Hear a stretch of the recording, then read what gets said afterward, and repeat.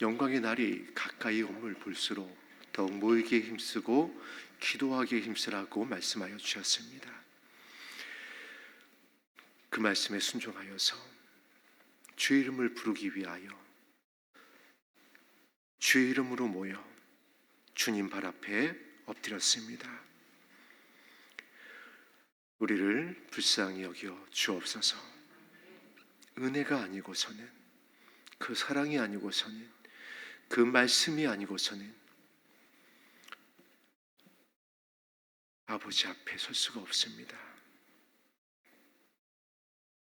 아버지의 나라, 우리 본향에 우리가 주님과 함께 설 때까지 주님의 품으로 품어 주옵소서. 예수님 이름으로 기도드립니다. 아멘. 함께 나눌 말씀 야고보서 5장 말씀입니다.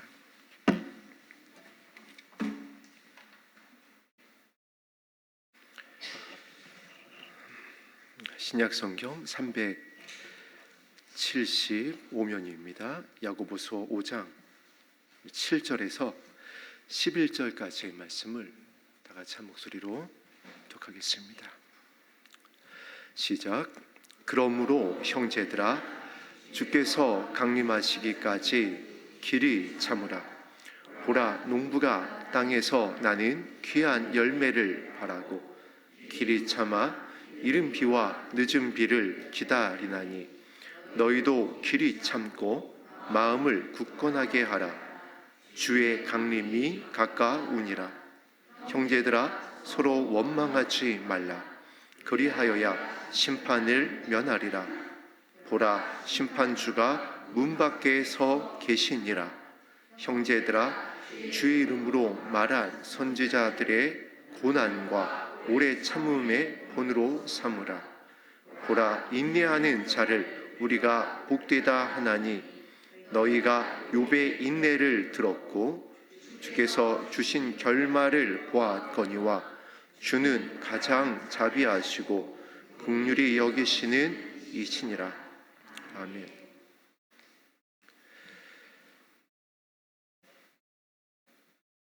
모든 이제 편지의 마지막에는 결국 이제 가장 중요한 내용을 적을 수밖에 없습니다.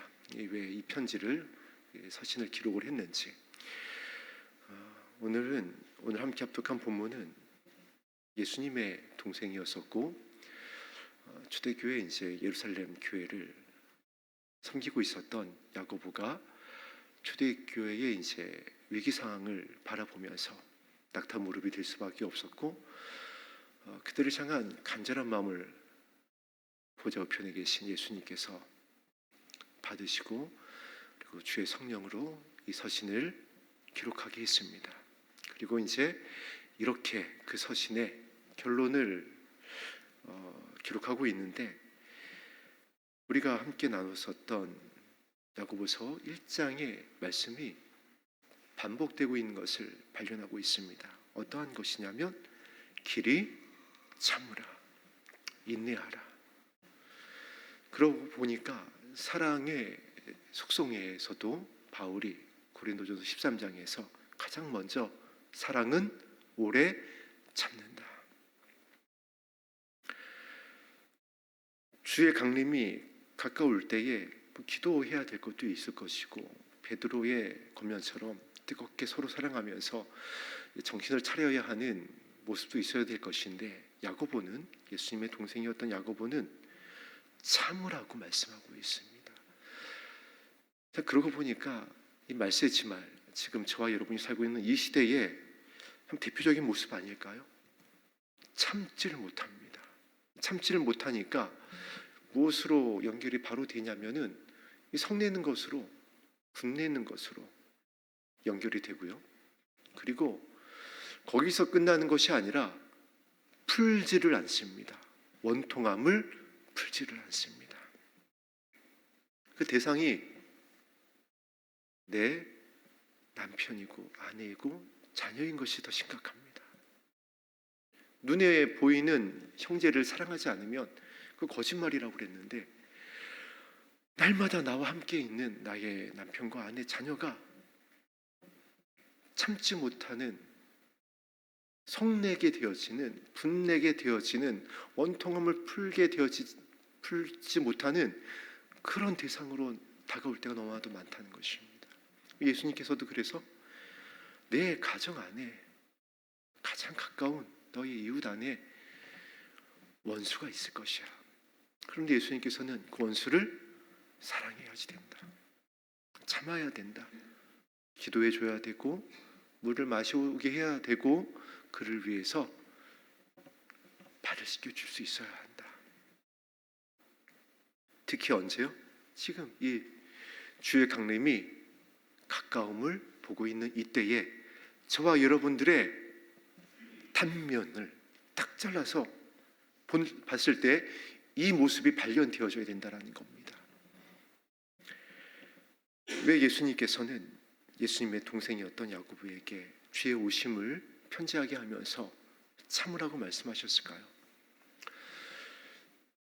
제자들과 달리 제자들은 이제 예수님과 한 3년 반 정도 이렇게 이제 함께 예수님의 공생애를 함께 동행했습니다.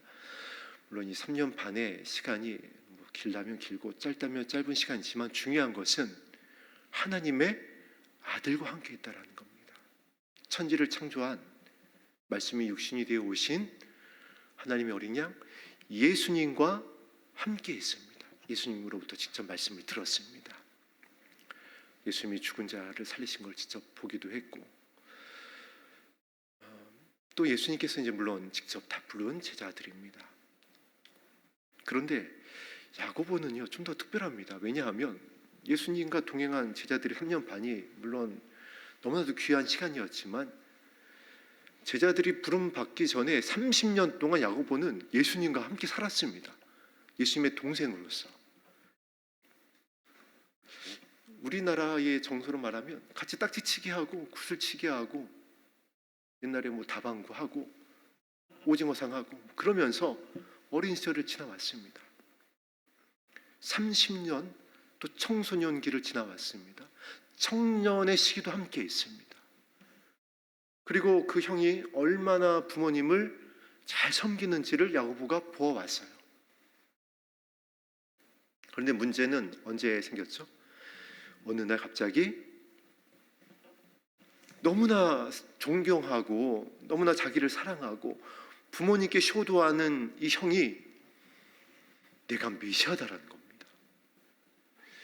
그리고 갑자기 광야로 가더니 짐승들과 함께 지내면서 40일 금식을 시작하는 겁니다. 그리고 이제 하나님의 나라가 가까이 왔다라고 주신을 여쭙고 이제 그러한 공생의 사역을 시작을 하는데, 30년 동안 함께 했잖아요. 형으로. 이 야고보가 어머니 마리아처럼 이제 꿈을 꿔서 메시아하고 이제 그러한 것을 모릅니다. 야고보는 알 수가 없어요. 우리 성장하는 과정에서 그런 비밀에 대해서 어머니가 알려줬을지도 모르겠습니다만 마리아가. 그래서 성경에 보니까 그러했던 자신 육신의 형을 찾아다녔다고 그랬어요. 좋은 편으로 찾아다녔다는 거지 잡으러 다닌 겁니다. 어떤 줄 알고? 미친 줄 알고. 그렇지 않겠어요? 아니 물론 존경하는 형이고 부모님께 사랑한, 부모님께 효도하는 형이고 자신들을 너무나도 아꼈던 형이지만 그 형이 내가 메시아다라는 건 또 다른 문제인 겁니다. 아니 30년 동안 함께 자라왔는데 육신의 형인데 형이 메시아라니, 형 미친 거 아니야? 이제 이렇게 될 수밖에 없는 겁니다.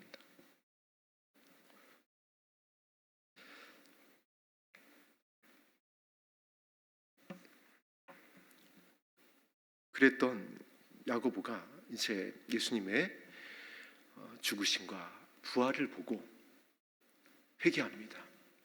아, 진짜였구나. 성경에 기록되어 있지 않지만은 예수님께서 공생애 동안에 제자들에게 어떤 것을 가르치냐면 이제 마지막에 중요한 순간에 죽으심에 대해서 비로소 이제 알려주시니라라는 이제 이와 같은 말씀이 있습니다. 그러니까 처음 사역을 시작하고 천국 복음을 전하면서부터 내가 이제 잡혀가게 될 것이고 죽게 될 것이고 사흘 만에 부활하게 될 것이고 이걸 가르친 것이 아니라 이제 사역 말미에 이 중요한 이 예수님의 사역의 마무리를 마지막을 제자들에게 알려주셨습니다. 그랬던 것처럼 공생애를 시작하기 전에 동생들에게 알려주지 않았을까요? 사실은 내가 메시아야. 그래서 내가 이제 단번에 드리는 제물이 되기 위해서 속죄 하나님 어린 양이 되기 위해서 공생애를 시작할 것이고 그 길을 이제 시작하게 될 것이야. 그때가 됐을 때 동생들에게 알려주지 않으셨을까? 그리고 야고보가 동생이었던 야고보가 그 형의 죽음과 부활을 보면서 깨닫게 되어 이제 그때 그 형의 가르침을 깨닫게 된 겁니다. 마치 제자들이 그랬던 것처럼 예수님이 죽고 부활하시고 난 다음에야 비로소 그제서야 그들이 깨달았던 것처럼 야고보도 이제 깨닫고 회심하게 됩니다. 그리고 예루살렘을 떠나지 않고 제자들과 120문도와 같이 끝까지 남아서 기도하고 약속한 성령을 받고 그리고 이제 초대교회의 영광스러운 지도자로서 출발을 하게 됩니다. 그러다 보니까 물론 제자들도 예수님을 기다렸겠죠. 그러나 그 누구보다도 30년 동안 함께 있었던 육신의 형인 줄만 알았는데 메시아였었던 이거 정말 놀라운 사실이잖아요. 내 형이었는데 30년 동안 나의 형이었는데 하나님의 아들이었던 겁니다. 다시 오실 만왕의 왕이었고 창조주였던 겁니다. 근데 그분을 믿지 못했었고 미친 줄 알고 잡으러 다녔었고 얼마나 부끄러워요. 그리고 얼마나 회개했을 것이며 다시 오신다고 약속했었던 그 예수님을 그 누구보다도 더 간절한 마음으로 기다릴 수밖에 없었던 겁니다. 야고보는 그 야고보가 교회를 섬기다 너무 지친 겁니다. 너무 연약해져 있고 이제 어떻게 해야 될지 나의 기도를 정말 지금 보좌 우편에 있는 이 땅에서는 나의 육신의 형이었지만 하나님의 아들이었던 메시아 예수님이 나의 기도를 듣고 계시는 것일까? 이렇게 미혹되어지고 이렇게 떠나가고 있고 첫사랑이 식어지고 있는 교회들을 바라보면서 눈물로 낙타 무릎 위에 엎드려 있는 이 야고보를 보좌 우편에 계신 예수님께서 바라보시면서 교회를 살려야 되겠고 그 교회를 부탁한 야고보를 향한 예수님의 마음이 더 끌어오를 수밖에 없었을 겁니다. 더 아프실 수밖에 없었을 것이고 말씀하신 대로 아버지께 성령을 받아서 야고보에게 부어주십니다. 교회를 어떻게 살려야 되고 지켜야 되고 섬길 수 있는지 그 감동을 이제 야고보가 받은 겁니다. 그리고 그 편지의 마무리를 이제 힘있게 이렇게 저와 여러분에게 전합니다. 그러므로 형제들이여 예수 그리스도의 신부들이여 예수님께서 강림하실 것입니다. 다시 오실 것입니다. 우리의 시선을 초대교회 성도들의 발걸음을 다시 한번 명확하게 새겨주고 있는 겁니다. 우리 마음에 시온의 대로가 새겨져야 되듯이 초대교회 성도들에게 연약해지고 있고 떠나가고 있는 위기에 봉착한 성도들을 향하여 다시 우리의 발걸음이 어디를 향해야 되고 우리의 시선이 어디에 고정되어야 되는지를 선포합니다. 주의 강림이 가깝습니다.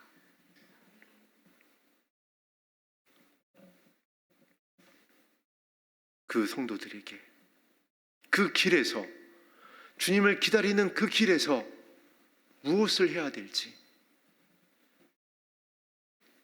예수님께서 그 야고보를 향해서 기도하고 있는 낙타 무릎이 되어져 가고 있는 야고보를 향해서 복음의 비밀을, 하늘의 능력을, 세상이 감당할 수 없는 믿음을 세워갈 수 있는 거룩을 이렇게 전하여 주고 있습니다. 참아야 합니다. 길이 참아야 합니다.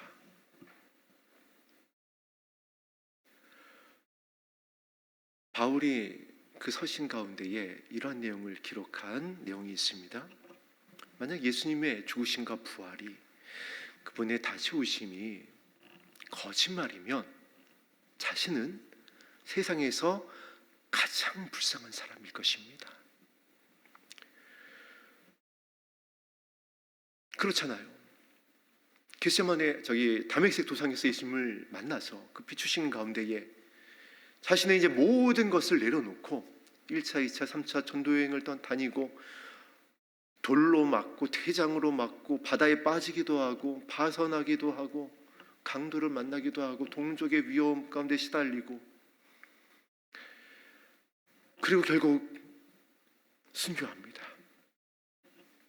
목이 잘려요.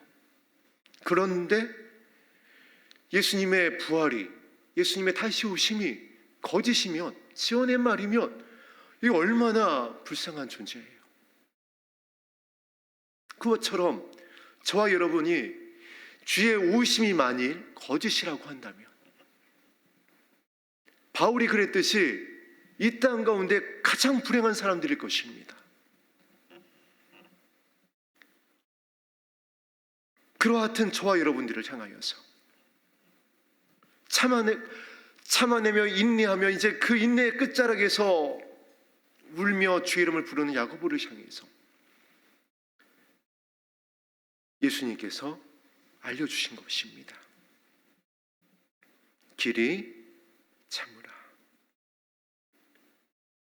불쌍한 존재가 아니라 가장 영광스러운 하나님의 나라에 들어가게 되어진 하나님의 백성으로 세우기 위해서 전하여 준 말씀입니다. 그리고 왜 어떻게 참을 수 있는지를 이렇게 친절하게 예수님께서 알려주신 것입니다. 보라, 농부가 땅에서 나는 귀한 열매를 바라고 길이 참아 이른 비와 늦은 비를 기다리나니. 이 부분을 우리가 이제 묵상하다 보면은 정말 그렇겠구나. 우리가 고구마도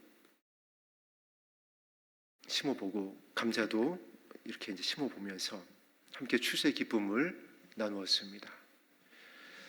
물론 좀 서투르다 보니까 때로는 고구마가 무가 돼가지고 이게 고구마인지 무인지 분별을 해야 되는 심각한 상황을 직면한 적도 있었지만, 함께 우리가 심고 거두면서 또 군고구마를 먹으면서 수확의 기쁨을 나눴던 추억이 있습니다. 자, 이 시대에 심고 거두기를 반복했었던 이 시대에 너무나도 정확하게 그들의 마음을 일깨울 수 있었던 예수님의 선한 마음의 가르침입니다. 정말 친절하고 그들의 마음을 보듬으면서 말씀해 주시는 겁니다. 농부가 견디고 그 땀을 흘리고, 우리 작년에 생각해 보니까 50년 만에 가뭄이 왔을 때에 그 농작물을 말라 죽지 않게 하려고 얼마나 우리 이제 맡으셨었던 김영국 지사님이나 장현수 성도님이 많은 고생을 했는지 모릅니다. 왜 그렇죠? 수확의 기쁨을 바라보는 겁니다. 땀을 흘리고 잡초를 제거를 하고, 그리고 보니까 옥수수도 심었었네요. 우리 함께 옥수수도 심었었던 기억이 있습니다. 열매를 바라는 거 아니냐? 수확의 기쁨. 왜 우리가 영광의 나라를 향해서 우리의 눈을 들고 우리의 발걸음을 고정하고 인내해야 하느냐? 주님 오시는 그 호령과 천상의 나팔 소리가 울려 퍼지는 그 날에 우리의 눈물의 씨앗을 영광으로 거두게 될 것입니다. 이 땅은 심고 거두는 것을 반복해야지 됩니다. 물론 하나님의 은혜 가운데에 이른 비와 늦은 비를 내려주세요. 그러나 사실 그 깊은 내용의 뿌리는 에덴에서 나왔기 때문입니다. 분리되었기 때문입니다. 땅이 저주받았기 때문입니다. 땀을 흘려야 추수할 수 있게 되었기 때문입니다. 그러나 선하신 하나님께서는 우리가 이 땅 가운데에서 생명을 유지할 수 있도록 공급해 주신 겁니다. 비를 내려주시고 열매를 얻을 수 있게 해주시고 살아갈 수 있도록 생명을 유지할 수 있도록. 그런데 하나님의 나라에서는 이제 그것이 아닙니다. 영원한 추수입니다. 할렐루야. 영원한 안식입니다. 그곳에서 받게 되어지는 것을 영원히 누리는 겁니다. 그럼 이제 농한기가 지나고 나면 또 이제 농번기가 찾아옵니다. 또 땀을 흘려야지 되고, 우리가 3,000평을 하다 보니까 무식하면 용감하다고, 이 3,000평이 참 쉬운 평수가 아니었습니다.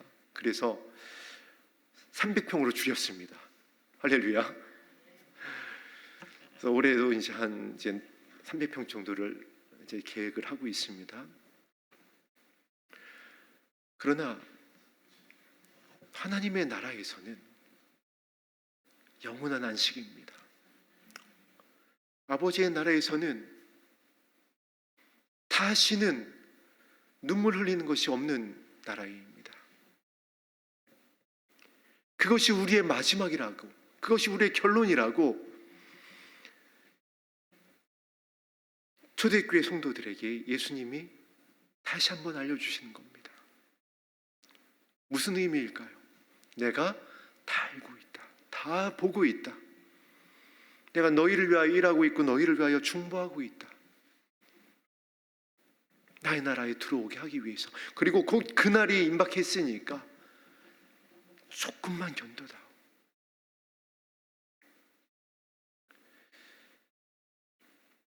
옛날에 시골에서 지금이야 뭐 내비게이션이 있고 그러다 보니까 길을 우리가 문명의 발전으로 찾아갔지만, 옛날에는 길을 잘 모를 때는 지도책을 들고 다녔고, 그것마저 없었던 더 옛날에는 이제 물어 가는 겁니다. 그러면 옛날 시골 어른들이 어느 시골에 가서 어느 목적지를 가르쳐 달라고 하면은 똑같이 하시는 말씀이 있습니다. 조금만 더 가면 된다고. 조금만 더 가면 고기가 나온다라는 겁니다. 근데 그 조금이 아닙니다. 사실 한참을 갑니다. 그럼 또 한참을 가서 또 어르신을 만나서 아니 조금만 더 가면 된다고 그랬는데 이 거기 어디냐고 하면은 진짜 다 왔다고, 진짜 조금만 더 가면 된다라고 또 알려주시는 거예요. 그럼 또 그 말 철석같이 믿고 열심히 이제 그 길을 향하여 갑니다. 안 나타나요. 안 나타나. 다음에 또 만나더니 또 똑같이 얘기합니다. 왜 그렇죠? 아는 거예요. 힘을 주는 겁니다. 위로하는 겁니다. 하지만은 그 길로 가면 도착해요. 할렐루야. 그리고 예수님의 음성을 듣고 예수님의 길로 행하면 아버지의 나라입니다. 그렇잖아요. 사실 이 야고보서를 기록할 때가 2000년 전입니다. 근데 그때 이후로 지금 2000년이 지났잖아요. 예수님의 동생 야고보에게 지금 뭐 농담하거나 장난하는 거 아니잖아요. 내가 금방 갈 거야. 조금만 참아. 하시는 겁니다. 그 선한 마음을 견딜 수 있도록, 소망 가운데 사랑 가운데 사랑할 수 있도록. 그리고 실제 그렇잖아요. 하나님의 나라는 하루가 1000년 같고 1000년이 하루 같은 겁니다. 우리 지금 2024년 시작한 지가 엊그저께 같은데 내일 모레면 이제 3월입니다.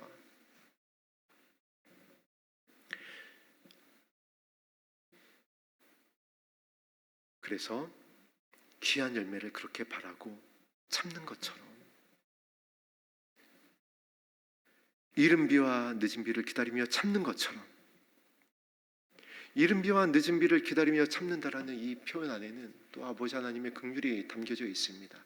참는 저와 여러분들에게 물론 이 추수의 기쁨을 누리게 하는 하늘로부터 오는 비를 의미하기도 하지만 또 하나의 의미는 성령의 단비를 말씀하고 있습니다. 요엘서에서 선지자들을 통하여서 또 예수님께서 우리 성도들에게 약속하셨던 성령의 기름을 부어주시겠다라는 겁니다. 어떤 자들에게? 주의 강림하심을 바라보고 기다리고 참는 자들에게, 눈물 흘리는 자들에게, 주의 이름을 부르는 자들에게. 참기 위해서는 기도할 수밖에 없고 울 수밖에 없고 주의 이름을 부를 수밖에 없습니다. 그들의 그 마음의 중심을 바라보시고 예수님께서 야고보에게 기름을, 성령의 늦은 비와 단비를 부으신 겁니다. 말씀을 주시는 거죠. 그리고 야고보가 그 은혜로 견뎌내서 초대교회를 영광스럽게 섬기고 순교하고 이 서신을 오가는 모든 세대에게 남길 수 있었던 겁니다. 참았기 때문에, 울었기 때문에, 기도했기 때문에, 주의 강림을 바라봤기 때문에. 그러면 이제 어떻게 해야 될까요? 그래서 8절에 이렇게 기록하고 있는 것입니다. 너희도 길이 참았으면 좋겠다. 정말 저와 여러분들을 향한 말씀입니다. 주님을 기다리고 있는 저와 여러분들을 향한, 원통함을 풀지 못하고 사랑이 식어져 가고 있고 죄악이 관영한 이 노아의 때, 롯의 때에 원수가 지금 내 집안에 있는 주의 강림이 가까이 온 이때에 저와 여러분들을 향한 말씀입니다. 너희도 길이 참아라. 기도하고 눈물 흘리고 주의 이름을 불러라.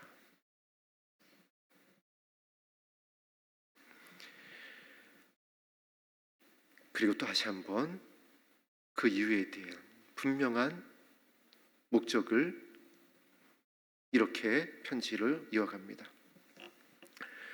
마음을 굳건하게 하라.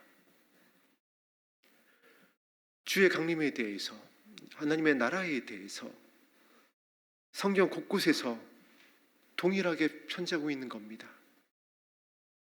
마음을 굳건하게 하라. 우리가 수요예배 때도 나누었죠. 로마서 말씀을 통하여서 마음을 새롭게 해라. 마음이 변해야 된다. 야고보가 또 편지합니다. 마음을 굳건하게 하라. 반석이 되시는 예수님께 든든히 뿌리를 내리고 있어야 한다. 예수님이 천국 복음을 전하시는 그 산상수훈에 마지막에 부탁하신 말씀입니다. 이 말씀에 뿌리를 내리고 있어야 바람이 불고 창수가 날 때에 흔들리지 않을 것이다. 하나님의 나라를 소망하고 결론을 바라보고 천국을 소망하는 그 간절함으로 마음이 세워져 있어야 무너지지 않을 것이다. 주의 강림을 소망하지 않고 하나님의 나라가 목적지가 되지 아니하고 이 땅 가운데 우리 시선이 고정되어지면 풍랑이 일어날 때에 그 흔들리는 땅 가운데에서 어떻게 된다라고요? 무너질 거야. 너희들의 믿음, 진짜인 줄 알았던 너희의 믿음, 내가 천국까지 하면 누가 천국까지 했었던 그 옳다 했던 너희들의 의 다 무너질 것이야. 무너진 정도가 아니라 그 무너짐이 아주 심할 것이다. 돌 위에 돌 하나도 남김없이 무너질 것이야. 그냥 폭삭 무너진다는 겁니다. 그래서 마음을 말씀할 수밖에 없는 겁니다. 마음을 굳건하게 해야 한다. 예수님의 천국 복음을 향한 말씀의 첫 페이지도 심령입니다. 심령이 가난한 자가 천국을 얻게 될 것이다.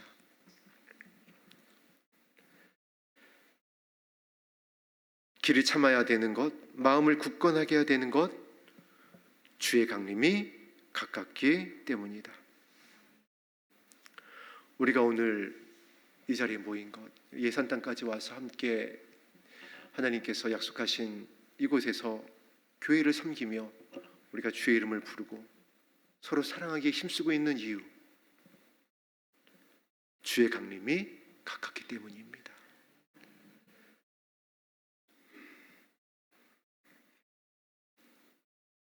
이 7절과 8절 말씀을 묵상하면서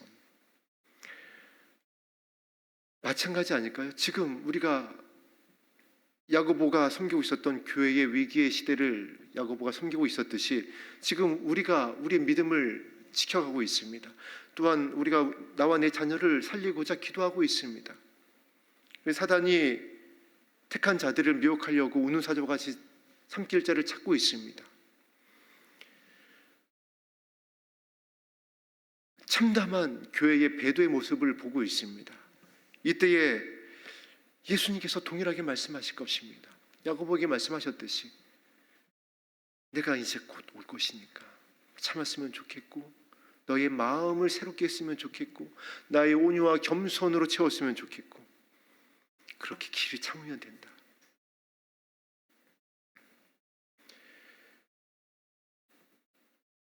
그렇게 하면 이렇게 이제 9절 말씀이 연결되게 되어집니다. 형제들아 서로 원망하지 말라. 서로 탓하지 말라.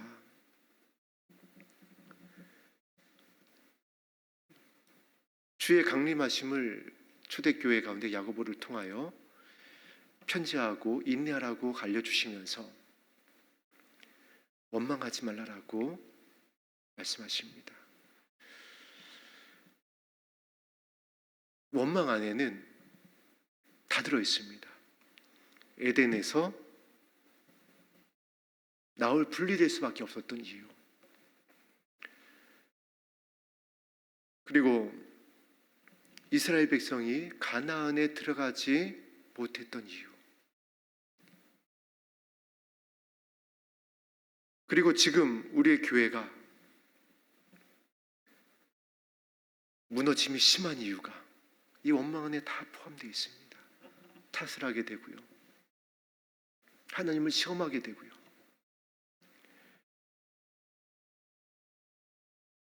원망하는 이유가 무엇일까요? 억울한 겁니다. 화가 나는 겁니다.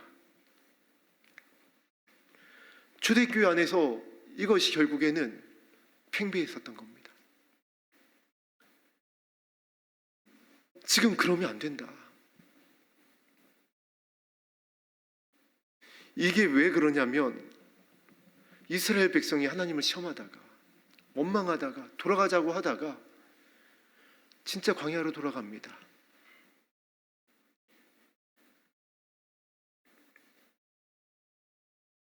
다른 부분들에 있어서 연약함에 있어서는 하나님의 긍휼로 인하여 다시 빨리 회복되어지고 영광에 참여할 수 있는 어떤 여지가 있을 수 있는데 이 원망에서는 심각한 결과를 초래할 수 있기 때문에 그렇습니다.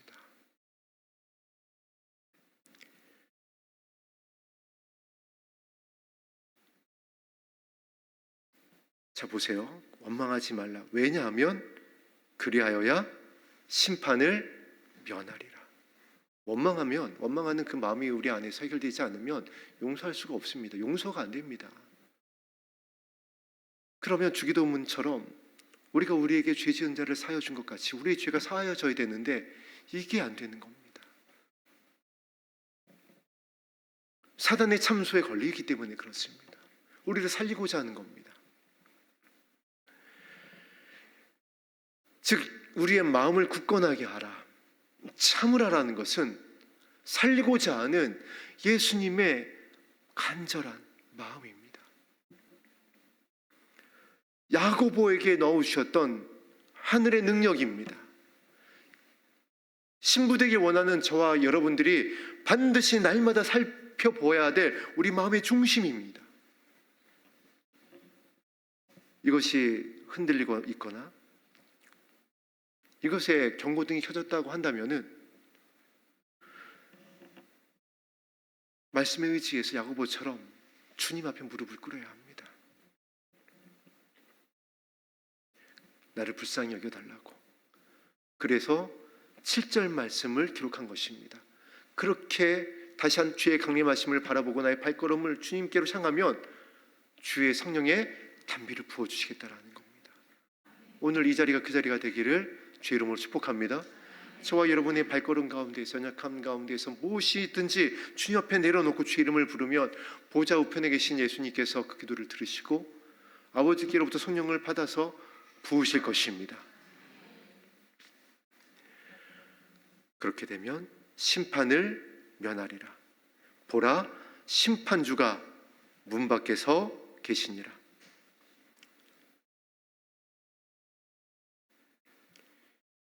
성경을 통하여 우리가 주의 오심과 하나님의 나라를 날마다 묵상해야 되는 이유가 이 말씀 때문에 그렇습니다. 심판주가 문 밖에서 계시니라. 자, 우리가 계시록을 살피다 보면 반드시 마지막에 맞닥뜨리게 되어지는 모든 인류의 마지막 모습이 있습니다. 바로 백보자 심판입니다. 이 백보자 심판은 이제 말 그대로 심판받는 겁니다. 그들의 죄들이 다 드러나는 거예요.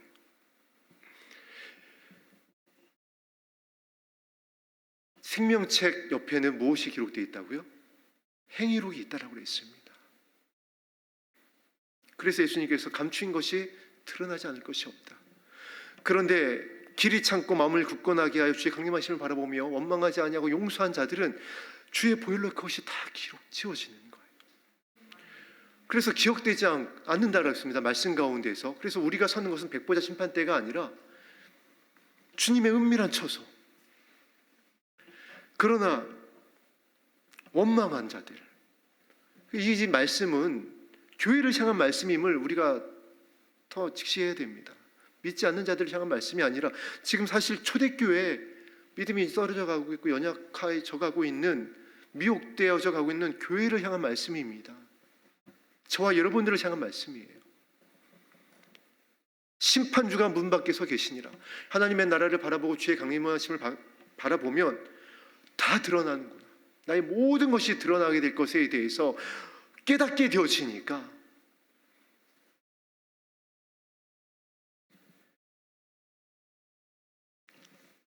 하나님을 경외하게 되어집니다. 그 모든 것을 용서해 주시기 위해서, 드러난 나의 모든 죄를 용서해 주기 위해서 아들을 내어주신, 십자가에서 물과 피를 다 쏟아주신 그 하나님의 사랑과 예수님을 경외하게 되어집니다. 그 은혜가 어떠함을 깨닫게 되어지는 겁니다. 그래서 심판의 그 백보자 심판의 자리가 아니라 지금 이 기도의 자리, 신부의 예복을 준비하고 마음에 시온의 대로를 새기는 이 은혜의 자리 가운데 우리가 설 수 있었던 겁니다. 할렐루야. 심판주가 문 밖에 서 계시니라. 이 짧은 세 절이지만 이 세 절 안에 사실 성경의 결론이 담겨져 있는 겁니다. 이 귀한 복음을 야고보에게 예수님께서 성령을 통하여 감동을 알려주십니다. 그리고 다시 한번 위로하십니다. 형제들아, 지금 7절부터 계속 부르잖아요. 형제들아, 형제들아, 형제들아. 예수님의 저와 여러분들을 향한 부르심입니다. 나의 사랑하는 신부들아, 참고 인내하고 마음을 굳건하게 하고 주의 강림을 기다리고 있는 나의 사랑하는 신부들아, 등과 함께 기름을 준비하고 있는 나의 자녀들아, 주의 이름으로 말한 선지자들의 고난과 오래 참음의 본으로 삼으라. 히브리서 11장에 기록되어져 있는 모든 믿음의 선진들의 그 길, 그들의 고난, 그들의 오래 참음의 본으로 삼으라. 그들의 본도 보니까 하나님의 나라 새 예루살렘, 그들을 위하여 예비하신 보다 나은 그 처소를 바라봤다라고 그랬습니다. 심지어 모세는 애굽에서 왕이 되는 것보다 그리스도를 위하여 고난받는 것이 낫다. 모세가 그리스도를 바라봤습니다. 다시 이 땅에 약속대로 오실 예수님을 위하여 고난받는 것이 잠시 이 땅의 낙을 누리는 것보다 더 나은 줄을 믿었다라고 그랬어요. 그 본을 우리가 받아줬으면 좋겠다. 그들이 그렇게 참아낸 겁니다. 어떻게 참았죠? 마음을 굳건하게 하고 길이 참고 예루살렘을 바라보니까 톱으로 켜도 참잖아요. 세상이 감당하지 못했던 겁니다. 사단이 감당 못하는 교회가 바로 저와 여러분 되기를 주의 이름으로 축복합니다. 이 본을 받아서 또 말씀합니다. 보라, 인내하는 자들을 우리가 복되다 하나니. 기도하는 자들, 눈물 흘리는 자들, 마음을 새롭게 하는 자들, 그래서 섬기는 자들, 서로 사랑하는 자들을 우리가 복되다 하나니. 세상은 미련하다라고 하죠. 세상은 어리석다라고 할 것입니다. 세상은 조롱할 것입니다. 그러나 보좌 우편에 계신 예수님께서 말씀하십니다. 천지를 창조하신 하나님께서 말씀하십니다. 그것이 복이다. 저는 이 말씀을 읽을 때 예전에 수련회 때 들었었던 한 목사님의 이야기가 생각이 납니다. 이분이 사역 중에 이제 북한 선교를 하는 부분이 있었습니다. 북한 선교를 하는데 그냥 하는 정도가 아니라 사실 현지에 들어가서 하시는 분이셨어요. 그리고 실제 그 북한의 청년을 전도해가지고 사역의 모습을 이야기했던 적이 있습니다. 근데 북한에서 이제 복음을 듣고 구원을 받아서 탈북까지 했습니다. 탈북까지 했는데 이제 우리나라로 와야 되는데 이 청년이 이렇게 얘기하더라는 겁니다.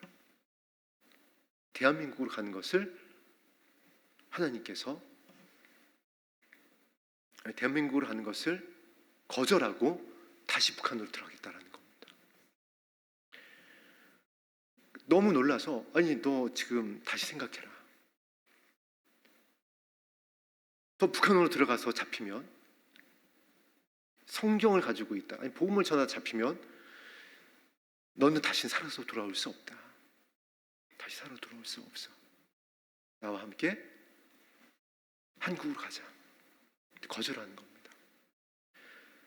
죽어가는 북한의 나의 친구들, 나의 형제들을 그냥 두고 갈 수 없습니다. 저는 북한으로 가서 순교를 하더라도 다시 복음의 증인이 되기 위하여 그들에게 가겠습니다. 싫어합니다. 그러면서 청소년이었어요. 10대의 아이였습니다. 근데 이 강사 목사님이 얘기하시는 거예요. 자기가 볼 때 이 자유 대한민국에 있는 10대 아이들은 너무 불쌍하다라는 겁니다. 자기가 볼 때 결국 순교했습니다. 근데 자기가 볼 때는 그 아이가 가장 복된 아이라는 거예요. 진짜 아닌가요? 그렇잖아요. 근데 그 이야기가 벌써 들은 지가 10년이 넘었습니다. 이미 그 10년 전, 그 10년 후 지금의 10대들의 모습을 보면은요, 제 막내도 10대긴 한데 눈물밖에 안 나옵니다, 솔직히. 앉아서 저도 기도하면은 새 아이를 향한 기도 말고는. 그런데 그 북한을 향해서 다시 돌아간 그 청년,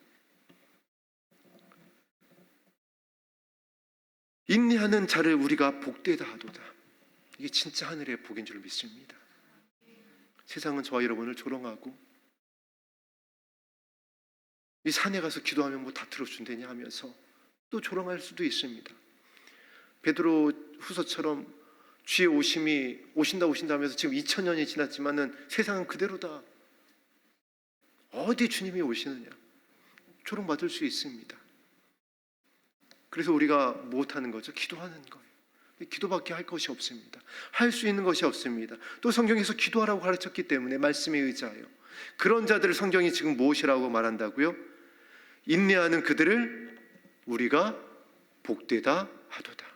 믿음의 선진들이, 저 모세가, 아브라함이, 톱으로 켜지면서 순교에 섰던 그들이 우리를 향하여 동일하게 그게 진짜야. 그게 진짜 복이야.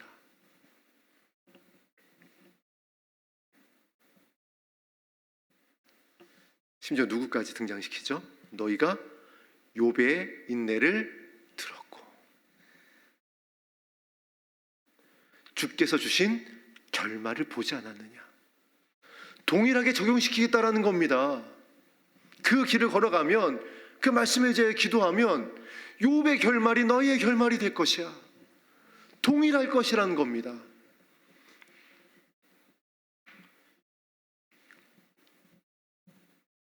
주는 가장 자비하시고 긍휼히 여기시는 이시니라.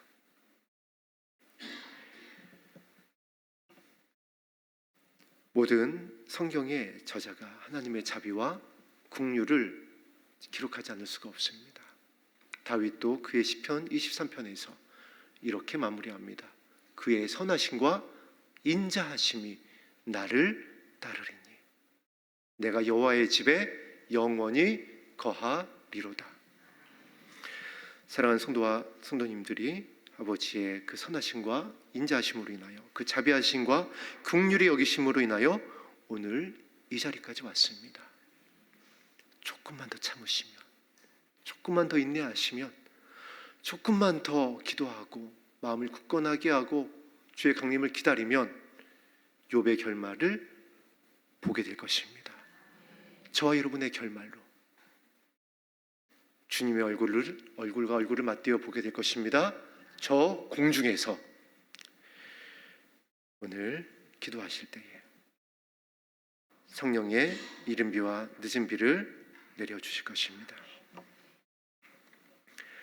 우리와 함께 들었던 135장 찬송하겠습니다.